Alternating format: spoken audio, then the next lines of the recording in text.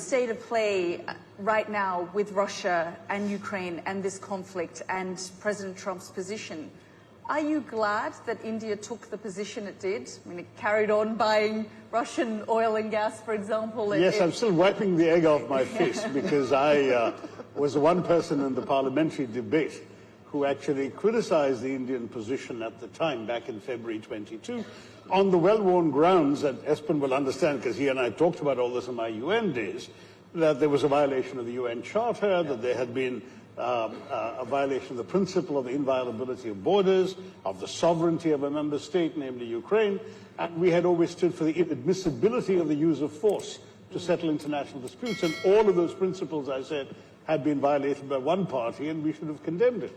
Well, a couple of years later, 3 years later, it does look like I'm the one with egg on my face, because clearly the policy has meant that India has actually a prime minister who can hug both the president of Ukraine and the president of Moscow 2 weeks apart and be accepted in both places. And therefore, India is in a position where it can make a difference to a lasting peace, if it was so required, in ways that very few countries would be able to.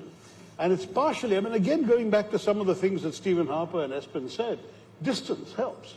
The fact that we're not in Europe and we're not directly, one way or the other, threatened or benefiting from any change in territorial borders, for example, that helps. The fact that the two parties seem to be ready to agree to peace. The fact that there would presumably be some very serious international backing for an international peacekeeping venture. I mean, all of those things have to be borne in mind before you answer the question that you just asked, Yella. As an Indian government a person making such a decision, those considerations would really have to be uppermost before they say yes or no. But I can see it entirely possible that in these circumstances, India would say yes.